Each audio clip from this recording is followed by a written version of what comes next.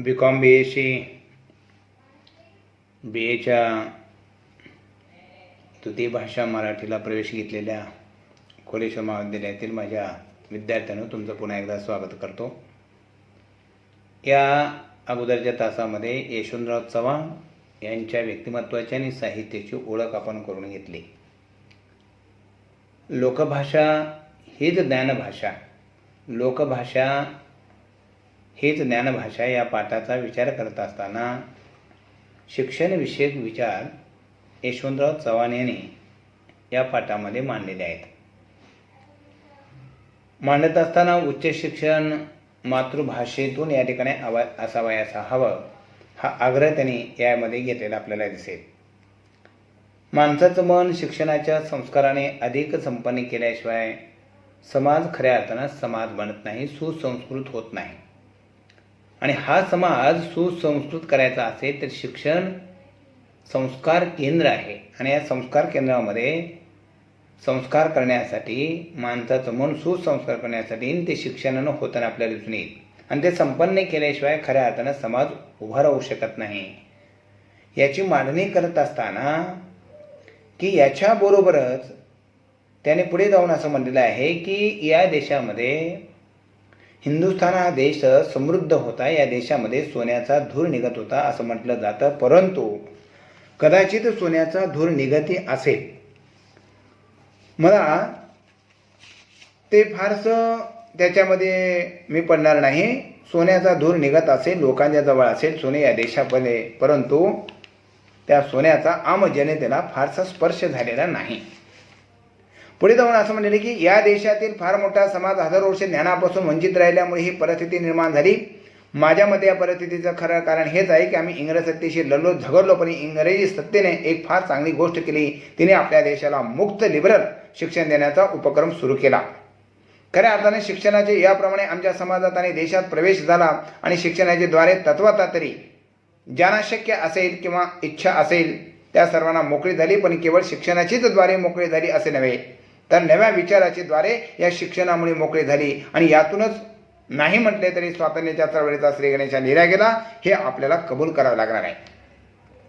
त्याने असं म्हणलेलं आहे की या देशामध्ये हजारो समाज शिक्षणापासून या ज्ञानापासून वंचित राहिलेला होता। इंग्रज या देशामध्ये आल्याच्या नंतर शिक्षण खुलं झालं, न्यायव्यवस्था खुली झाली आणि न्यायव्यवस्था शिक्षण खुलं झाल्याच्या नंतर थोडंसं शिक्षण लिबरल झालं। त्याच्या अगोदर गुरुकुल अशा पद्धतीचे शिक्षण होतं, शिक्षण सर्वांना मिळत नव्हतं आणि म्हणून या देशातल्या सगळ्या लोकांना शिक्षण देण्यासाठी इंग्रजांनी शिक्षण खुलं केलं आणि न्यायव्यवस्थाही खुली केली आणि म्हणून शिक्षणाचा खरा प्रवेश बहुजन समाजाचा स्वातंत्र्य उत्तर काळामध्ये इंग्रजाच्या थोडंसं अनुषंगानं झाला आणि शिक्षणाची दारे या ठिकाणी खुले नव्हते, ते सर्वांसाठी खुले झाले। मग ती इच्छा असो किंवा नसो सर्वांना मात्र ही दारं मोकळी झाली।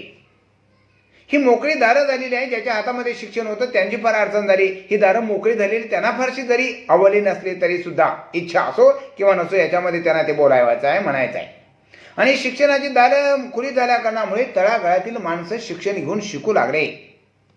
ही दारं मोकळी झाल्यामुळे शिकू लागल्याने शिकल्यामुळे कळालं, काय कळालं? शिकल्यामुळे एक कळालं की या देशावर परकीयांची सत्ता आहे याची एक जाणीव झाली आणि त्याच्यातून अनुषंगानं इंग्रजी भाषेमुळे लहान लहान संस्थानं एकत्रित आली आणि आपल्या देशावर परकीयाचं राज्य आहे याचीही जाणीव झाली आणि स्वातंत्र्य चळवळीचा उगम व्हायला सुरुवात सुद्धा झालेली आहे, हेही नाकारता येत नाही।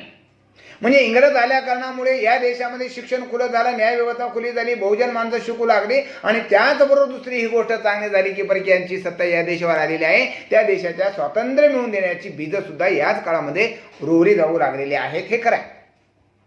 यानंतर अनेक एक घटना घडलेल्या आहेत। त्याने पुढे जाऊन असं म्हणलं की शिक्षणाचं लोण आता वेगवेगळ्या संस्थांमार्फत ग्रामीण भागापर्यंत बऱ्याच मोठ्या प्रमाणामध्ये पोहोचलेलं आहे की 1972च्या नंतर अनेक शिक्षण संस्था निघालेल्या आहेत, कॉलेज खेड्यापाड्यापर्यंत निघालेले आहेत, अनेक खेड्यापाड्यातली मुलं शिक्षण घेऊ शिकू लागलेली आहे आणि वेगवेगळ्या मग वाणिज्य, कला, विज्ञान, शेती, स्थापत्य यासारख्या अनेक क्षेत्राचा अभ्यास करण्याची सोय उपलब्ध झाली आणि म्हणून महाविद्यालय हे काढले लागले, महाविद्यालय निघाली आणि महाविद्यालय निघाल्या कारणामुळे वेगवेगळ्या क्षेत्रामध्ये ही विद्यार्थी शिकू लागलेले आपल्याला दिसून येतात। वेगवेगळ्या वाणिज्य शास्त्राचा, कलाशास्त्राचा, विज्ञानशास्त्राचा, शेतीशास्त्राचा आधुनिक अंगाने अभ्यास होऊ लागलेला आपल्याला दिसतो आहे आणि महाविद्यालय निघालेली आहेत।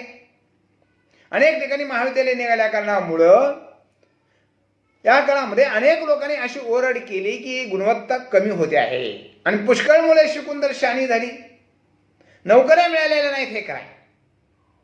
जसं जास्त महाविद्यालय झाल्या कारणामुळे आणि तळागाळाचे लोक शिकू लागल्यामुळे गुणवत्ता कमी झाली आणि त्याचबरोबर आरक्षणाचे लोकही भरलं गुणवत्ता कमी होऊ लागली.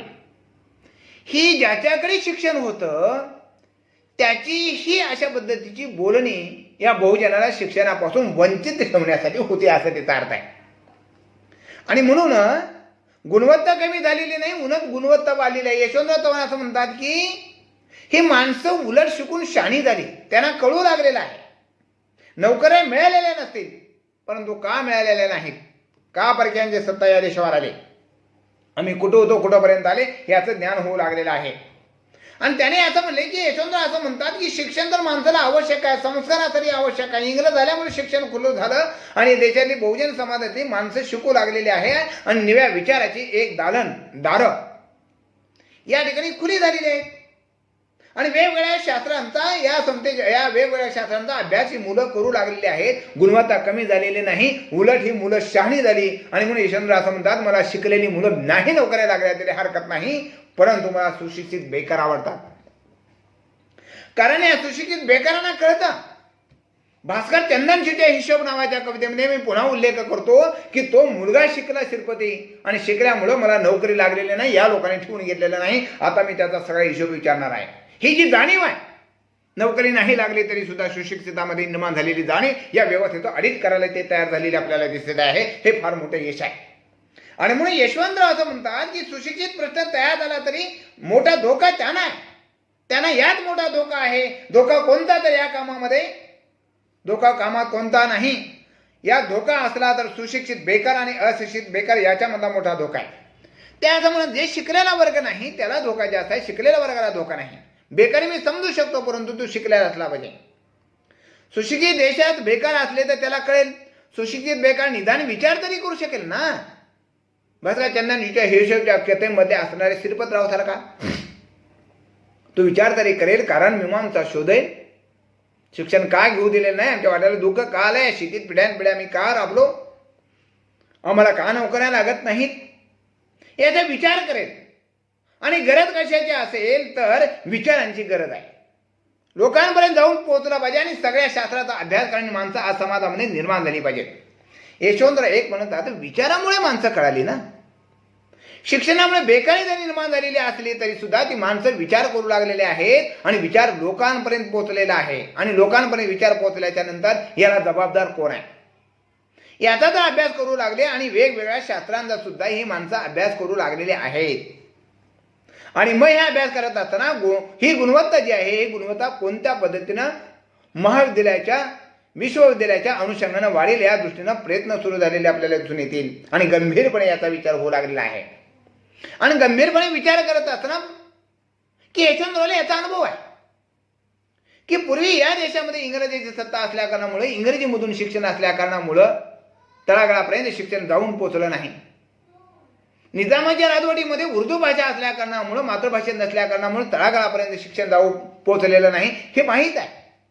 आणि म्हणून तळागाळापर्यंत जाऊन हे शिक्षण पोहोचण्यासाठी शिक्षण मातृभाषेतूनच देणं गरजेचं आहे, हा आग्रह यशवंतराव चव्हाण यांनी धरलेला आहे.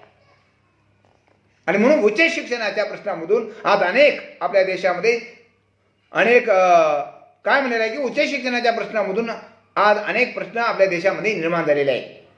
उच्च शिक्षणामुळे बेकारी वाढली, ठीक आहे, बेकारी जरी वाढलेली असली तरी उच्च शिक्षण हे मातृभाषेतून असावं का नसावा ही चर्चा खूप वर्षापासून सुरू आहे. यशवंतने आग्रह केला की सुरुवात कुठून करावी आणि कशी करावी. माझी स्वतःची या प्रश्नासंबंधी ठाम मते आहेत. मातृभाषेतून शिक्षण द्यायचं का नाही याच्या संदर्भामध्ये त्याने असं म्हणलेलं आहे की मी तिन्ही भाषांचा फॉर्म्युला आपल्यासमोर ठेवतो. 3 लँग्वेज फॉर्म्युला म्हणतात, त्याचा पुरस्कर्ता मी आहे. मातृभाषेच्या जोडीला हिंदी भाषा आणि हिंदी भाषेच्या जोडीला काही काळ तरी इंग्रजी हिंदुस्थानामध्ये राहणं आवश्यक आहे असं माझं मत आहे.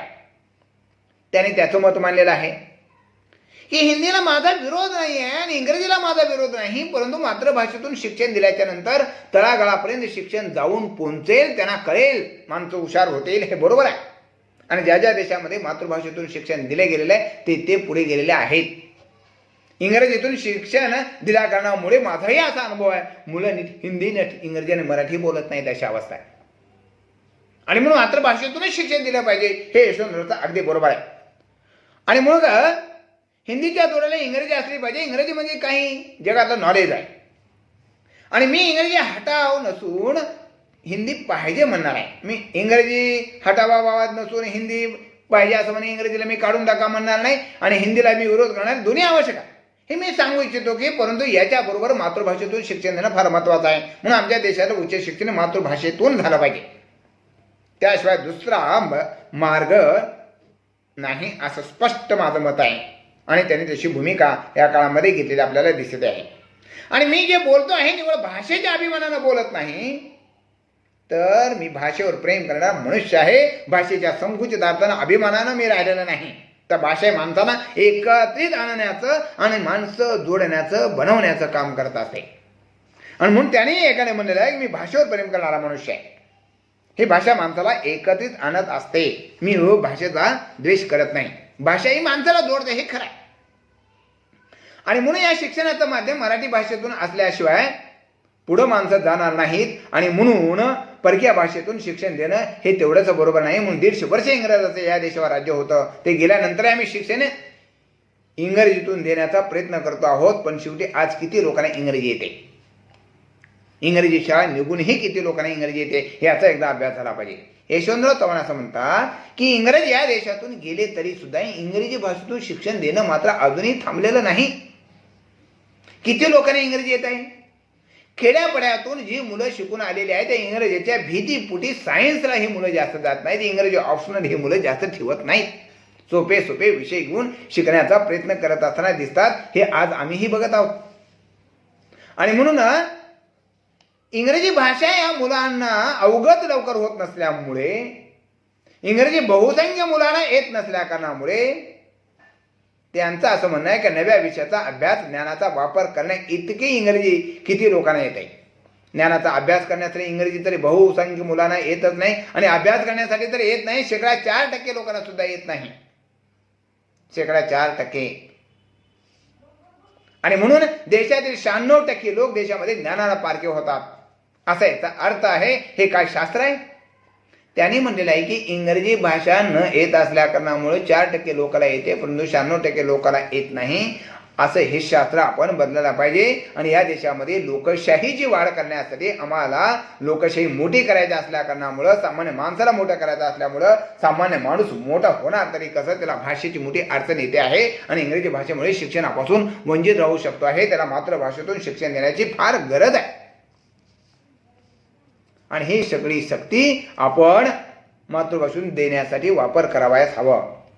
अधिक खोलवर जाऊन आपण याचा विचार करणं फार गरजेचं आहे. कारण इंग्रजी भाषा सगळ्याला येत नाही आणि मातृभाषेतून शिक्षण दिल्याशिवाय माणसं शहाणे होणार नाहीत आणि या प्रवाहामध्ये येणार नाहीत.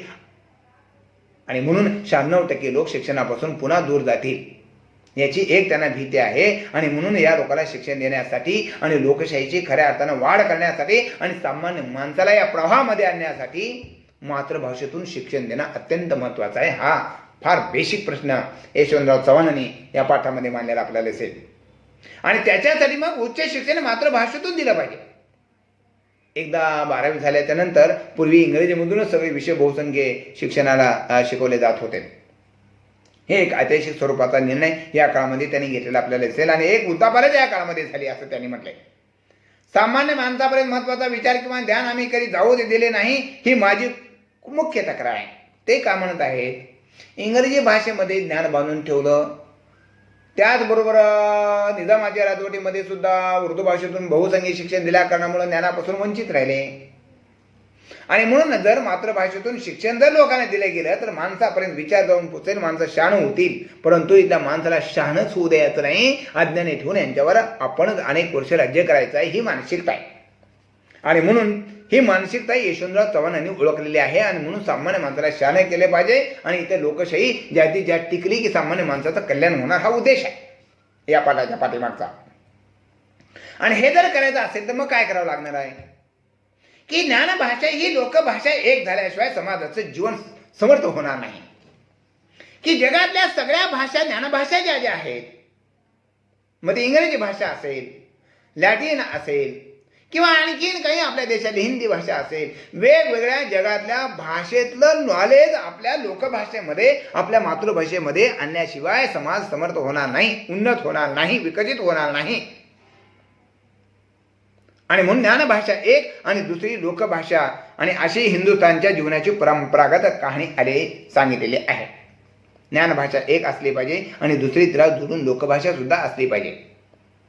आणि हे सगळं सांगत असताना मग या आपण ज्ञानापासून वंचित का राहिलो? मग त्याने त्याची पुढे जाऊन अशी मांडणी केलेली आहे की हा समाज उन्नत व्हायचा असेल तर लोकभाषेतून शिक्षण दिलं पाहिजे. लोकशाही तिथे आणि सामान्य माणसाचं कल्याण होईल, परंतु आम्ही त्याला शाणेच होऊ दिलेलं नाही. आणि शाणं करायचं असेल, समाज समर्थ करायचा असेल तर ज्ञानभाषा लोकभाषा एक झाल्याशिवाय ही बनणं शक्य नाही. परंतु आमच्या इथं ज्ञानभाषा एक आणि लोकभाषा दुसरी अशी हिंदुस्थानच्या जीवनाची परंपरागत कहाणी राहिली.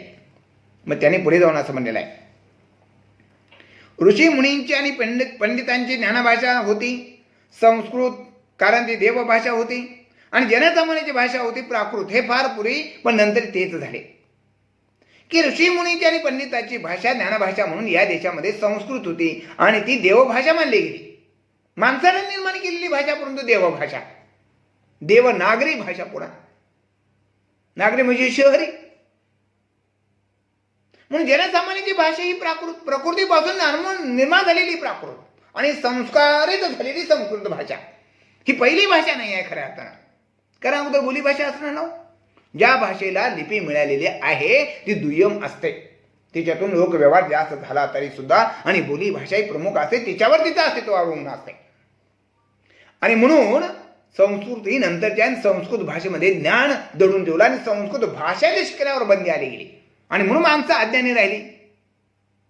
आणि ही जनसामान्याची प्राकृत भाषा होती आणि ती प्राकृत भाषा असल्या कारणामुळे त्याच्यामध्ये ज्ञान नव्हतं. याबरोबरच हे या देशामध्ये प्रारंभी आणि नंतर मग मुसलमानी अंमलात ज्ञानभाषा उर्दू. मुसलमानी म्हणजे मुसलमानचं राज्य या देशामध्ये अंमल जेव्हा होता, निजामी राजवटीमधलं एक उदाहरण आपण घेऊ की त्या काळामध्ये ज्ञानभाषा उर्दू, फारसी, अरबी जे असेल ती झाली. आणि त्यांच्यामुळे त्याच्यापासून लोकभाषेपासून वंचित झाले, शिक्षणापासून माणसं वंचित राहिली. आणि त्याच्यानंतर मग इंग्रज या देशामध्ये आले आणि इंग्रज या देशामध्ये आल्याच्या नंतर या देशाला ज्ञानभाषा इंग्रजी झाली पुन्हा. म्हणजे प्राचीन भारतामध्ये संस्कृत ज्ञानभाषा, निजामाच्या राजवटीमध्ये उर्दू ज्ञानभाषा, अरबी ज्ञानभाषा, फारसी ज्ञानभाषा झाली. आणि नंतर इंग्रज या देशामध्ये आल्याच्या नंतर इंग्रजी ज्ञानभाषा झाली, पण मराठी ज्ञानभाषा झालेली नाही. आणि मग लोकभाषा अशा तऱ्हेने दुर्लक्षित राहिल्या. लोकशाने कसे होणार? लोकाला ज्ञानापासून वंचित ठेवण्यासाठी इंग्रजी, उर्दू, फारसी, अरबी आणि संस्कृत भाषेचाच अवलंब केल्या कारणामुळं या भाषेतलं नॉलेज लोकभाषेमध्ये न आल्यामुळं ही माणसं शाणी कशी होतील? आणि ही माणसं जर शाणी करायची असेल तर या सर्व भाषेतलं चांगलं नॉलेज हे लोकभाषेमध्ये आणि मातृभाषेमध्ये आणल्याशिवाय शाणे होणार कशा, हा प्रश्न उपस्थित केला. आणि मग स्वातंत्र्य जेव्हा जनजीवन आम्हाला विकसित करायचं आहे असं आम्ही म्हणतो, तेव्हा लोकभाषा ज्ञानभाषा होणार नसेल तर ज्ञानभाषा हा ज्याचा मक्ता होता, त्याचे संस्कार आणि त्याचे साम्राज्य सांस्कृतिक जीवनामध्ये निर्माण होईल ते होऊ देता कामा नये, अशी माझी स्वतःची खंबीर मत आहे. आता रेखाळीचा मुद्दा त्यांनी मांडला की जनजीवन विकसित करायचं जर असेल, जर पुढे घेऊन जायचं असेल, जर लोकशाही करायचं असेल तर ही लोकभाषा ज्ञानभाषा होणार नसेल तर मग, आणि लोक होऊ देत नसतील तर मग संस्कार आणि साम्राज्य ज्या लोकांचं होतं त्याच लोकांचं पुन्हा एकदा राहील. आणि याला माझा विरोध आहे. ज्या लोकांना ज्ञानसत्ता आपल्या हातामध्ये ठेवून, सत्ता हे आपल्याच हातामध्ये ठेवलेलं आहे, साम्राज्य आपल्याच हातामध्ये ठेवलेलं आहे आणि अजूनही असा ठेवण्याचा प्रयत्न करणारे माणसं जर विरोध करत असतील तर माझा त्याला विरोध आहे. आणि म्हणून माझं खंबीर मत आहे की काही लोक विचारतात की तुम्ही कोर्टात जाल तेव्हा मराठीत बोलणार काय? पण मी म्हणतो कोर्टात मराठी बोलले तर बिगल कुठं, का बोलू नये? यशवंताचा हा आग्रह आहे ना की सगळ्या शास्त्रांचा असेल, कायद्याचं नॉलेज असेल, हे मराठीमध्ये द्या. काय बिघडणार आहे? आणि मी बोललो तर काय बिघडणार आहे? राजाची भाषा जर मराठी झाली तेव्हापासून जर दगडा आत्ता झाली, मराठीला दर्जा आत्ता मिळाला, अभिनंदनीय गोष्ट आहे. म्हणून राजाची भाषा जर मराठी झाली आहे तर मल्याळम झाली आहे, बंगाली झाली आहे, तर मग कोर्ट काय राज्याच्या बाहेर आहे का? आपल्या देशात मराठी महाराष्ट्राची का होणार नाही? मल्याळम झालेलं आहे, बंगाली झालेलं, मग आपली होणार नाही कशावरून? पण मी जे बोलतो आहे ते मराठी अभिमानानं बोलत नाही. माझा मुद्दा आहे की महत्वाचा मुद्दा असा आहे की उच्च शिक्षणासंबंधाने आम्ही जेव्हा बोलतो आहोत तेव्हा आम्हाला एकदा अगदी स्पष्ट केलं पाहिजे. मी माझ्या भाषेमुळे बोलत नाही. इतर राष्ट्र म्हणजे राज्यामध्ये जर होत असेल तर आपल्या राज्यामध्ये का कोणी आणि मराठी म्हणजे ज्ञान दिल्याच्या नंतर माणसं शहाणी समृद्ध होतील ना. जे इंग्रजाच्या काळात झालेलं नाही, जे निजामाच्या राजवटीमध्ये झालं नाही, जे भारताच्या हिंदुस्थानच्या अगोदर संस्कृतमध्ये ते झालेलं नाही, आता तरी करायला काय हरकत आहे? संपूर्ण राज्याची भाषा लोकभाषा काय करू नये? न्याय व्यवस्था, शिक्षण व्यवस्था सर्वच मराठी भाषेतून दिले गेलं पाहिजे असा आग्रह यशवंतरावांनी धरलेला आपल्याला दिसत आहे मित्रांनो. आणि म्हणून हे आपण आग्रह धरायला पाहिजे. असं त्यांनी धरला की याच्या अगोदर नव्हतं का? आमच्या देशामध्ये भाषेच्या क्षेत्रामध्ये पहिली क्रांती करण्याचा प्रयत्न ज्या ज्ञानेश्वरांनी केला त्याच्या नेवाशाला काल रात्री मी गेलो होतो आणि त्यानंतर आज मी बोलतो आहे. त्याने एक उदाहरण दिलेलं आहे. नेवाशाला मी गेलो होतो. नेवाशाला गेल्याच्या नंतर मराठी भाषेचा ज्ञानेश्वरांनी फार मोठा अभिमान धरलेला होता आणि तो अभिमान त्यांनी धरलेला असल्या कारणामुळे तिथे जाऊन आलो आणि ज्ञानेश्वराच्या नावाने तिथे विद्यालय करण्याचा माझा एक मी संकल्प केलेला आहे आणि सगळीकडे करायचा आहे. महाराष्ट्रामध्ये विद्यापीठ आपल्याला नेवाशाला आहे. संस्कृत मधल्या ज्ञानाचा मक्ता सगळ्या विद्वान मंडळी घेऊन बसली आहे आणि त्या विद्वानाच्या तावडीतून ज्ञानाला सुटून मराठीत ज्ञानाचा पहिला वृक्ष ज्ञानेश्वरांनी नेवाशाला लावला की याच्या अगोदर ज्ञानभाषा ही लोकभाषा झाली पाहिजे म्हणून आणि अज्ञानी लोकाला ज्ञानदेवानं शहाणा करण्याचा प्रयत्न केल्या कारणामुळेच बहिष्कृत व्हावं लागलं. हे एक सत्य आहे. आणि संस्कृत मधलं हे ज्ञान खुलं करून सांगण्याचा, मुख्या माणसाला बोलका करून सांगण्याचा प्रयत्न ज्ञानदेवाने केला. रेडा बिडा बोलत नसतो कधी, मुख्य माणसाला बोलका करण्याचा खऱ्या अर्थानं प्रयत्न केलेला आहे. ही वस्तू तिथे आपण नाकारून कसं चालणार? आणि या विद्वानांच्या जे स्वतःला संस्कृत पंडित समजत होते त्या विद्वाना पंडिताच्या मधून त्या भाषेची ज्ञानाचा साठा त्यांनी काढून घेतला.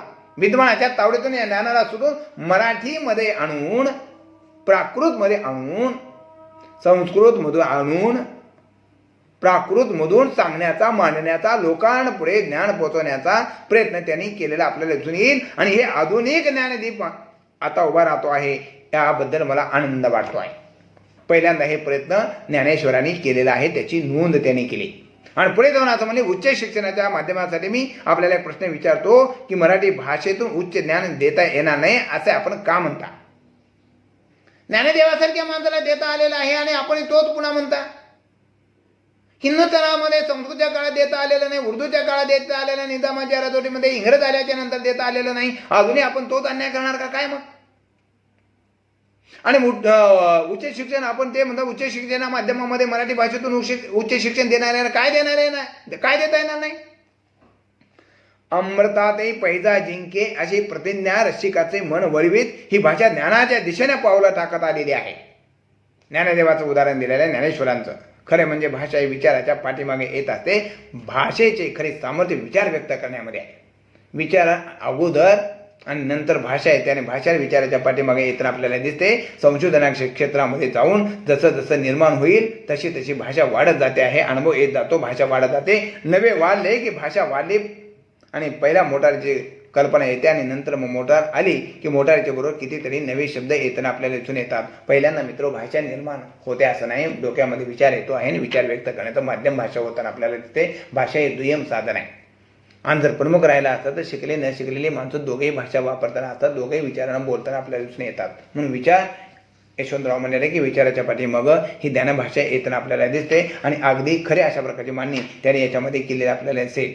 आणि म्हणून जेव्हा ही भाषा सतत वाढत राहते आहे आणि वाढत राहिलीच पाहिजे अशी भूमिका मांडली आणि पुढे जाऊन असं म्हणले की भाषाही सतत वाढत राहते, याच्याबद्दल दुमत असण्याचं कारण नाही. परंतु या भाषेमधून रसायनशास्त्र असेल, इतर शास्त्र असेल, त्याचं शिक्षण मात्र मातृभाषेतून आपण द्यायला पाहिजे. परक्या लोकांच्या ग्रंथ मराठीमध्ये भाषांतरित करून आपण आणली पाहिजेत. मगच आपली भाषा श्रीमंत होते आहे. जमिनीचं पाणी जमिनीत आपण मुरवायला शिकलं पाहिजे. ती शक्ती घेऊन जमिनीतून वाढत असल्याने ते भाषा जिवंत असली पाहिजे. मराठी भाषा मराठी मनाचा आरसा घेऊन वाढली पाहिजे. मराठी भाषा वाढेल, अधिकाधिक उत्कर्ष पावेल असं जर आपण विचार केला तर.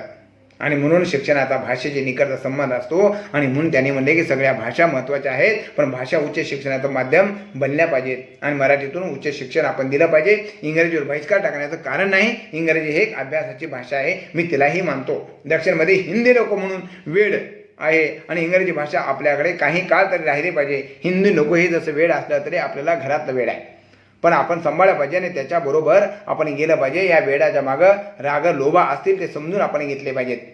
आणि म्हणून त्याने असं म्हणलेलं आहे की आपल्याला मातृभाषेतून शिक्षण द्यायचं असेल तर मातृभाषा असायला पाहिजे.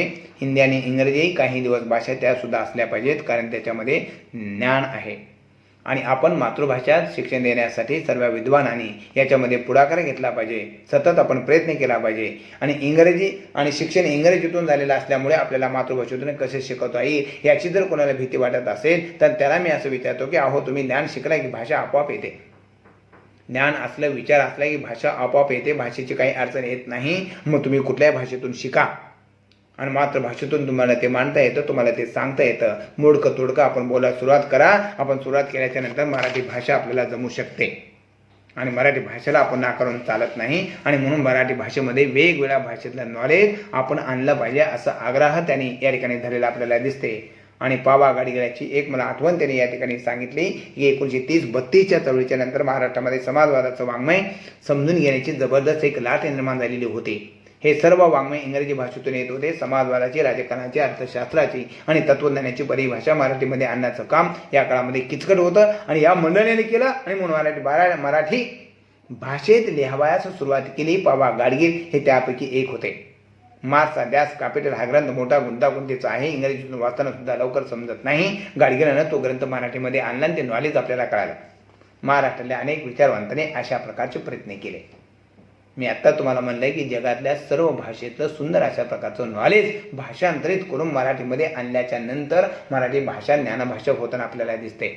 आणि माणसं शहाणं करायचं असेल तर मातृभाषेतून शिक्षण दिलं पाहिजे. ही लोकशाही टिकवायची असेल तर मातृभाषेतून शिक्षण दिलं पाहिजे. सामान्य जनतेचं कल्याण करायचं असेल, त्या समाजाला पुढे आणायचं असेल तर मातृभाषेतून शिक्षण दिलं पाहिजे. नाहीतर मूठभर लोकांची पुन्हा एकदा सांस्कृतिक सत्ता या देशावर राहू शकते आणि हा समाज दूर जाऊ शकतो. याचा अभ्यास मुळातून त्यांनी केलेला आपल्याला दिसून येईल. आणि म्हणून या ठिकाणी रसायनशास्त्र असो, कायद्याचा अभ्यास असो, विविध शास्त्राचा अभ्यास असो, हे सगळे मातृभाषेतून शिक्षण आपण देण्याचं एकदा तयार केलं पाहिजे. आग्रह यशवंतराव चव्हाण त्या काळामध्ये झालेला होता. आणि जगातलं नॉलेज पावा गाडगिळांनी या ठिकाणी समाजवादाचा असल्या कारणामुळे दास कॅपिटल त्यांनी आणलं. इंग्रजीतून हा ग्रंथ समजून घेण्यासाठी अवघड होता, मराठीत आणल्यामुळे अधिक समजून घेता आला. आणि ते घेत असताना महाराष्ट्राच्या अनेक विचारवंतांनी अशा प्रकारचे प्रयत्न त्या काळामध्ये केले. आज खेड्याचा कार्यकर्ता मार्क्सवादावर आणि समाजवादावर साध्या शेतकऱ्याला समजेल इतक्या सुरेल भाषेमध्ये व्याख्यान देत असतो. हे आलं कुठून? या मंडळींना प्रयत्न केले म्हणून. आणि म्हणून आपण विचाराला महत्त्व देतो. भाषा आपोआप पाठीमागे येताना आपल्याला दिसते. आणि इंग्रजीतून शिकले तेव्हा आपल्याला आता मराठीतून कशी शिकवता येईल ही भीती विद्वानांना आपल्या मनातली कधीच बाळगू नये. हळूहळू जसं जमल तसं आपण बोलावं अशी माझी स्वतःची श्रद्धा आहे. आणि त्याने असं म्हणले की इंग्रजीमध्ये शिक्षण झालेल्या लोकांना मराठी शिकवता येणार नाही असं जरी वाटत असलं तरी हळूहळू तुम्ही प्रयत्न करा, परंतु मराठीतूनच या ठिकाणी आपण शिकवलं पाहिजे. आणि मराठीतूनच शिक्षण घेतल्याच्या नंतर आपली संस्कृती बलशाली होईल, आपला देश बलशाली होईल, सामान्य माणूस बलशाली होईल, सामान्य माणूस ज्ञानिवंत होईल, इथं लोकशाही दीर्घकाळ टिकेल आणि मिळालेल्या स्वातंत्र्यामध्ये बहुसंख्य लोकांचं कल्याण होईल. आणि म्हणून भाषा ही नंतरची आहे. आणि या लोकभाषेमध्ये जगातलं नॉलेज आपण आणल्यानंतर आपली ज्ञानभाषा होईल. त्याचं एक दास कॅपिटलचं उदाहरण त्यांनी आपल्यासमोर या ठिकाणी ठेवले गेलेलं आपल्याला दिसेल मित्र हो. आणि उच्च भाषेतून शिक्षण हे मातृभाषेतून देण्यासाठी यशवंतराव चव्हाण यांनी आग्रह धरला. आणि आताचं शासन राज्यभाषेला मराठी राज्यभाषेला दर्जा दिला. इतके वर्ष संघर्ष केल्याच्या नंतर आत्ता दर्जातून मिळालेला आपल्याला दिसून येईल. पण अजून बऱ्याचशा गोष्टी राहिलेल्या आहेत, याचा नव्याने आपण विचार करायला पाहिजे. आणि जगातल्या सगळ्या गोष्टींचं नॉलेज वेगवेगळ्या प्रकारचं आणून मराठीमध्ये आपण आणल्याच्या नंतरच मराठी भाषा समृद्ध होते. आणि माणूस शहाणं करण्यासाठी विचार पहिल्यांदा येतो, भाषा नंतर येते. आणि शिकलेले असो नसो ते भाषा नंतर वापरतात. भाषा हे माध्यम आहे, दुय्यम माध्यम आहे. लिपीने ते आपण बांधून ठेवतो. विचार करण्याचं साधन भाषा असल्या कारणामुळे अगोदर विचार करतो आणि त्या विचाराला भाषा बांधून ठेवण्याचं एक साधन हे दुय्यम साधन आहे. आणि म्हणून ही भीती तुमच्या मनातून काढा. तुम्ही विचार केला, ज्ञानिवंत असलात, विचार करू लागलात की हळूहळू तुम्ही इंग्रजीतून शिकलेले असला तरी सुद्धा मराठी भाषेतून तुम्हाला शिकवता येऊ शकतं आणि शिकवावं अशी माझी इच्छा आहे. स्वतःची मतं मांडली आणि शिक्षणासंबंधीही मतं त्यांनी मांडलेली आहेत आणि लोकांकडून आग्रहही त्यांनी करून घेतलेला आहे. आणि हे जर आपण नाही केलं तर मुठभर लोकांची ज्ञानावर, संस्कृतीवर आणि सत्तेवरही सत्ता त्यांची राहील आणि हा बहुजन समाज, गरीब समाज ज्ञानापासून, स्वातंत्र्यापासून, सुखापासून फारच दूर जाऊ शकतो आणि मला ते होऊ द्यायचं नाही. आणि म्हणूनच यशवंतराव चव्हाणांनी विशिष्ट पद्धतीच्या राज्यपद्धतीला ही फॅशिस्ट धारा, विचारधारा असं म्हटलेलं होतं. आणि त्याच्यामुळं विशिष्ट शिक्षणाची धारं, शिक्षणा ज्याच्या हातामध्ये होतं ती माणसं यशवंतराव चव्हाणाला प्रचंड प्रमाणामध्ये विरोध करत असतात. त्याचं कारण हेच आहे की शिक्षण दिल्यावर सामान्य माणूस प्रगतीपथावर येतो, मातृभाषेतून दिल्यावर शहाणा होतो, लोकशाही बलशाली टिकते आणि यांचं कल्याण होऊ शकतं. हे होऊ द्यायचं नव्हतं आणि म्हणून यांना विरोध त्या काळामध्ये केला. त्या विरोधाला यशवंतराव चव्हाण जुमालेले नाहीत. याचा पुन्हा एकदा नव्यानं विद्यार्थी मित्रांनो आपण विचार करावा आणि यशवंतरावांनी सांगितल्याप्रमाणे मातृभाषेचा आग्रह उच्च शिक्षणामध्ये आपण धरला पाहिजे, न्यायालयाचा आग्रह धरला पाहिजे, विविध शास्त्रसुद्धा मराठीतून शिकण्याचा आग्रह या ठिकाणी धरला तर सर्वसामान्य माणूस शहाणा होईल, सजग होईल, लोकशाही टिकेल आणि तुमचं आमचं सर्वांचं कल्याण होईल. आणि हे कल्याणासाठी विचार करण्यासाठी भाषा अगोदर आपण शिकली पाहिजे आणि भाषा शिकत असताना नोकऱ्या नाही लागल्या तरी आपण शिक्षण घेतलं पाहिजे, कारण शिक्षण घेतलेली माणसं विचार करू शकतात. यशवंतराव स्वातंत्र्यपूर्व काळापासून ते आजपर्यंत विचार करू शकतात. ज्ञानदेवाने विचार केला हे आपल्याला कळतं आहे. आणि म्हणून संस्कृतमध्ये, उर्दूमध्ये, इंग्रजीमध्ये ज्ञान साठवले गेले ते आम्हाला कळालेलं नाही. लोकभाषेतून ते आम्हाला कळू शकतं, ते आम्हाला दुसऱ्यांना कळू द्यायचं नाही. ही भूमिका यशवंतरावांनी घेतली आणि याचा सखोल चर्चा या ठिकाणी घडवून आणली. आणि शेवटी मातृभाषेतून शिक्षण देणं ही फार मोठी गरज आहे. त्याच्याशिवाय बहुजन समाज शहाणा होणार नाही.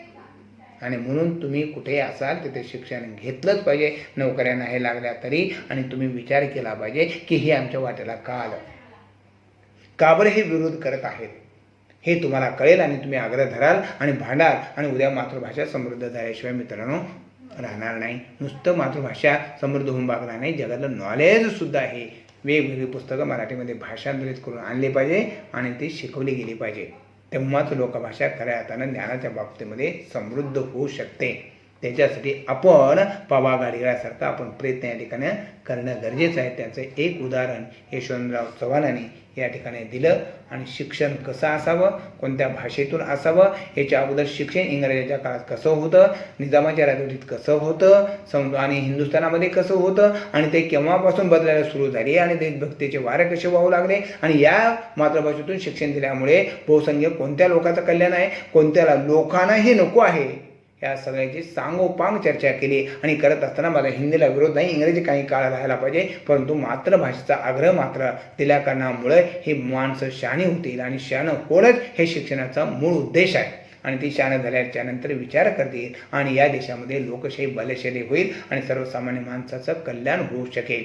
त्याच्याच बाजूनं ही मांडणी मांडण्यासाठी लोकभाषातून शिक्षण देणं फार महत्त्वाचं आहे. हा आग्रह यशवंतराव चव्हाण यांनी त्या काळामध्ये धरलेला आपल्याला दिसून येईल. हे अत्यंत मोलाचं आणि महत्त्वाचं आहे असंही मला वाटेल. या ठिकाणी आपण थांबू आणि तुम्ही तो पाठ आवर्जून जरा शांत पद्धतीने आपण वाचन केलं पाहिजे आणि समजून घेतलं पाहिजे अशी या ठिकाणी अपेक्षा व्यक्त करतो. आणि पुढच्या तासामध्ये आपण दुसऱ्या कथेचा आपण विचार करूया. याच्यानंतर आपण भारतीय निर्माणाचा विचार करू. या ठिकाणी थांबूया. धन्यवाद.